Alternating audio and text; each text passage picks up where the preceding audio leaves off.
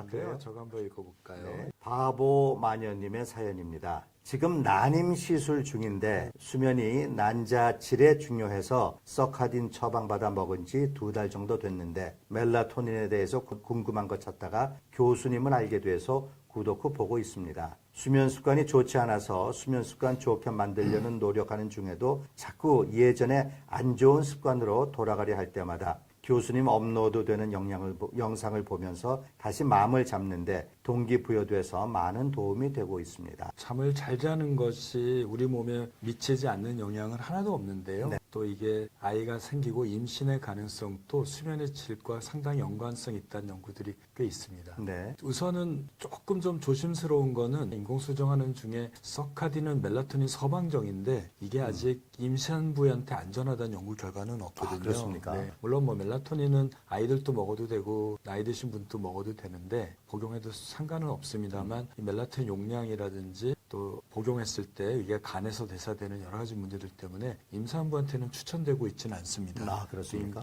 임신을 계획하고 있는 상황에서도 저희가 보통 추천하지 않고 그 아직 이게 뭐 나빠서라기보다는 안정된 데이터가 없기 때문에 네. 추천하지 않고 있다는 거죠. 그래서 우선은 멜라토닌을 복용하는 거는 임산부한테 적극적으로 추천되지 않는다는 것만 일단 생각해 주시고 추천되지 않는다. 네. 두 번째는 우리가 잠을 잘 자고 규칙적으로 자고 좋은 잠을 자고 깊은 잠을 잘 자는 것이 임신의 확률도 상당히 높아지고요. 우리의 면역력도 높아지고 신체 네. 기능들을 다 높여주게 됩니다. 따라서 임신을 계획하고 계시고 난임 시술을 중이라면 우선 규칙적인 수면 습관을 유지하는 게 멜라토닌보다는 훨씬 더 효과적이라고 할 수 있습니다. 멜라토닌만 드셔서는 도움이 안 되고 좋은 수면 습관을 해보시고 네. 9시부터 열리는 취침 루틴 챌린지에도 참여하시면서 습관을 만들어 보시기 바랍니다. 약 줄이는 방법과 편두통 없애는 방법. 현재 이명과 허리 통증이 있고 나이는 64살입니다.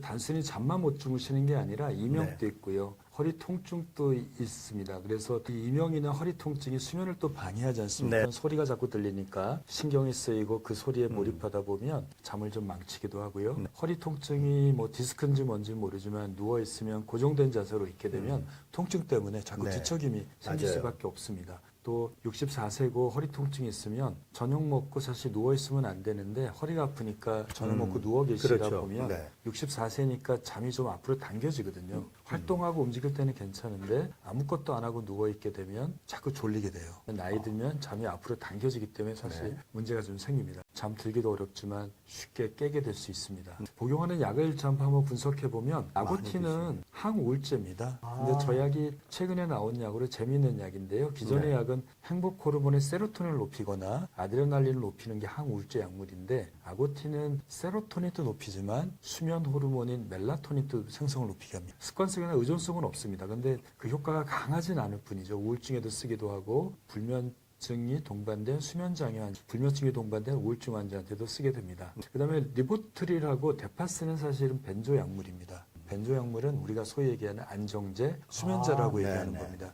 이게 뇌로 들어가면 이런 약물들은 뇌로 금방 올라가는데 뇌로 올라가서 벤조디아제핀 수용체, 뇌로 올라가면 수용체 붙어야 돼요. 그래야지 네네. 작동이 되는데 네네. 여기에 딱 붙게 되면 졸음을 유도하는 효과가 있고요. 그다음에 이완 효과, 근이완 효과가 있어요. 왜 그러냐면 이게 붙게 되면 가바라고 하는 뇌를 억제하는 신경계가 활성화됩니다. 그러니까 뇌가 억제가 돼요.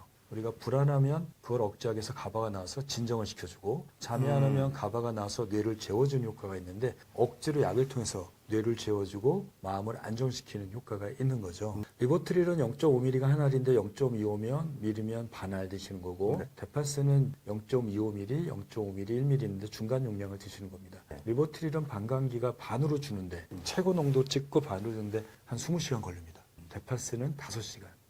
이런 약들은 습관성과 의존성이 가장 잘 생기는 약이에요. 리보트릴, 데파스. 그렇기 때문에 갑자기 끊으면 더 잠을 못 자는 금단 현상이 생깁니다. 어떻게 되게 약 줄이는 방법과 편두통 없애는 방법. 우선은 약 줄이는 방법은 단순히 약만 줄여서는 안 됩니다. 이 약을 드시는 게 왜 드시는지 잘 모르지만 단순히 잠 때문에만 드셨다면 좀 이따 말씀드린 방법을 따라오시면 되는데요. 불안장애가 심하다. 낮에도 불안하고 뭔가 예민해져 있고 현재도 스트레스가 많이 들어오고 있어요. 네. 주변에도 있고요. 그러면 단순히 약만 줄이면 그 원인들이 해결되지 않았잖아요. 네. 약으로 겨우 눌러놨는데 약까지 빼고 스트레스가 있으니 나는 더 못 자는 사람이 네, 되고요. 또 약을 갑자기 끊으면 더 못 주무신다고 말씀드렸잖아요. 이럴 때는 어떻게 되냐면 좋은 수면 습관을 유지하는 겁니다. 네. 아까 말씀드린 대로 자는 시간, 깨는 시간 고정, 자기 전에 핸드폰 안 보기, 또 뭔가 스트레스가 금방 해결되지 않는다면 운동이나 취미생활 통해 스트레스를 해소하는 방법을 네, 터득하시기 바랍니다. 그리고 나서 약을 줄이는 거예요. 그러니까 약을 드시고 잠을 잘 주무신다 그러니까 약을 드시고요. 거기다가 약을 대체할 수 있는 취침 루틴하고 좋은 수면 습관을 더하세요.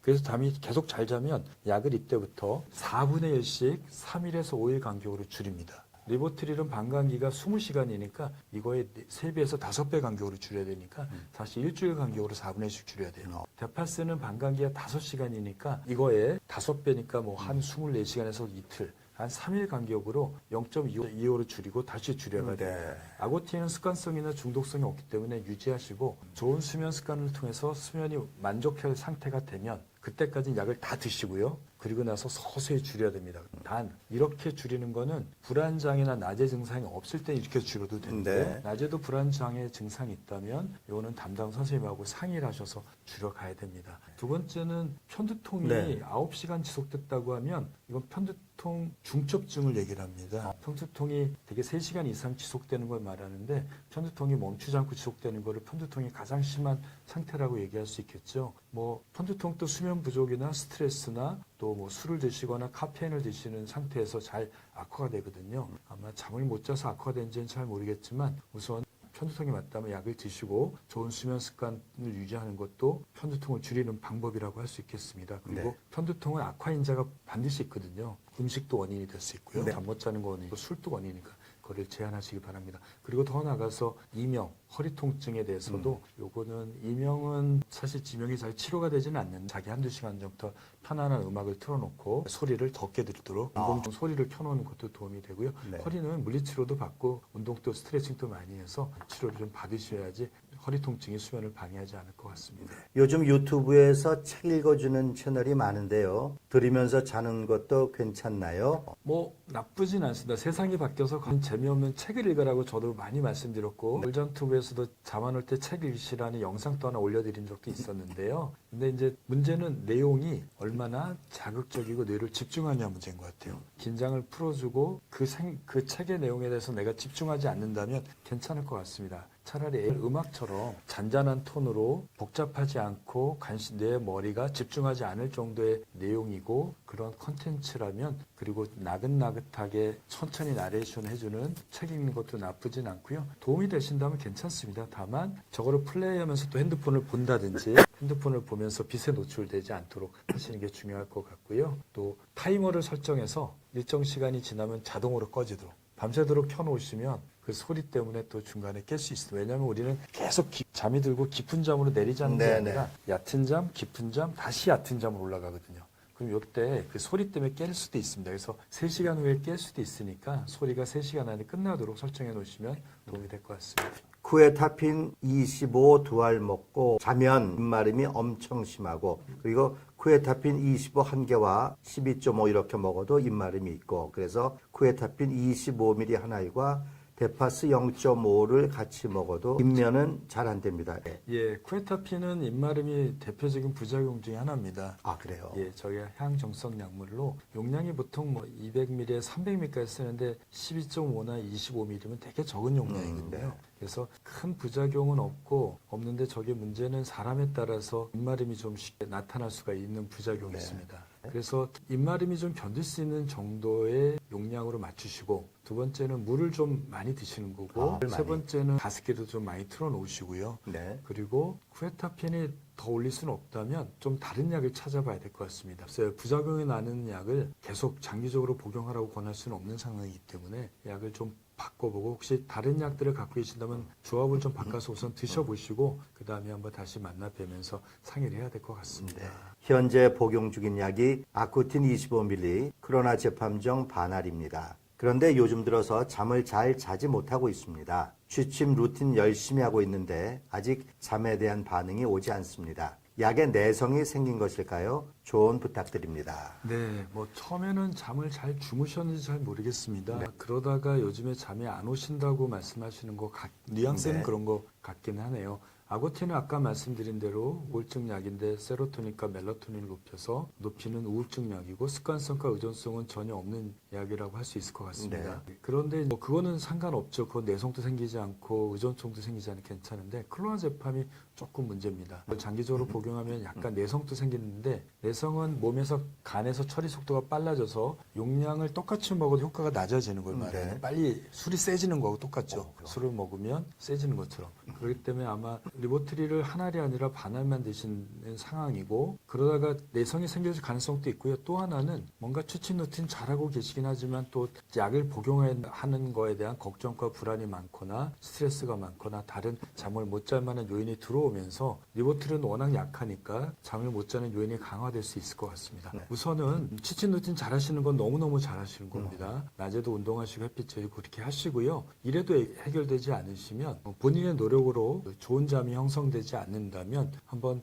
병원을 다시 방문하셔서 상담이 필요합니다. 거기에 어떤 교정이 가능한 건지 아니면 약의 문제라면 약을 바꾸는 거를 해야 됩니다. 본인의 노력으로 해결되지 않으면 약의 도움을 받는 거죠. 혹시 낮에 낮잠을 1시간 정도 자고 카페인을 줄인다면 밤잠에 영향이 따로 있을까요? 적당한 낮잠이 밤잠에 도움이 될지 궁금합니다. 오히려 규칙적인 루틴을 만든다면 더 효과적으로 건강을 챙길 수 있을까요? 이런 사연인데요. 네, 두 가지 방법이 다 가능한데 조금 좀 문제가 있네요. 우선은 밤에 못 자니까 낮에 피곤하니 뭐 우리가 항상 누구나 하는 커피를 또 마시게 되죠. 처음에는 그게 잘 들었을 겁니다. 근데 커피는 또 나중에 의존도 되고 중독도 되고 내성도 생겨서 점차 약 효과가 떨어질 수밖에 없어요. 수면이 해결되지 않으면 커피 용량도 다시 늘어나게 됩니다. 이 커피 3잔을 벤틸 사이즈로 드셔도 낮에 낮잠을 자야 될 정도로 졸립다면 카페인의 효과가 없는 것보다 수면의 질이 너무 나쁜 거죠. 네. 이게 왜 그러냐면 몸이 피곤하게 운동을 열심히 하면 아데노신이 뇌가 쌓이게 되고 그게 아데노신 수용체에 붙어서 우리가 졸음을 만듭니다. 커피를 저렇게 많이 마셔도 안 졸립다면 이미 잠을 적게 자니까 아데노신이 왕창 쌓여서 계속 앉아 있는 거죠. 네. 그러니까 카페인이 붙을 자리가 없는 겁니다.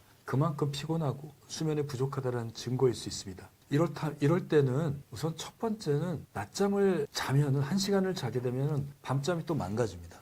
낮잠에 그러면 자지 말아야 되나요? 낮잠은 20분 이내로요. 20분이 넘어가면 깊은 잠으로 들어갑니다. 네. 그러면 깨기도 어려워요. 그래서 이렇게 사는 사람도 있어요. 밤에 5시간 자고요. 낮에 2시간 자고요. 그럼 7시간. 네네. 근데 이거를 같은 시간에 고정적으로 자는 사람을 이중수면이라고 합니다. 밤에 4시간, 5시간 자고 낮잠 자고. 네네. 이것도 방법이긴 한데 문제는 이렇게 낮잠을 1시간 넘게 자면 밤잠이 확 줄어버려요. 네. 그렇기 때문에 좋은 방법이 아닙니다. 자, 그래서 커피를 좀 적게 드셔보시고요. 피곤한 거는 낮잠을 20분 정도 한두 번 자는 거는 허용합니다. 네. 대신에 낮에 움직이십시오. 햇빛 쬐십시오. 정 안 되겠다면 밤잠을 5시간. 근데 이 시간 또 4시간, 5시간을 꼭 같은 시간에. 규칙적으로. 예를 들면 11시에 자고 새벽 3시나 4시에 깨서 네. 일을 하시고 움직이는 겁니다. 그러다가 점심 먹고 본인의 생활에서 가능하다면 낮에 점심 먹고 한 2시부터 3시까지 1시간을 잔다. 네, 근데 이거를 매일 같은 시간에 하는 거야 돼요.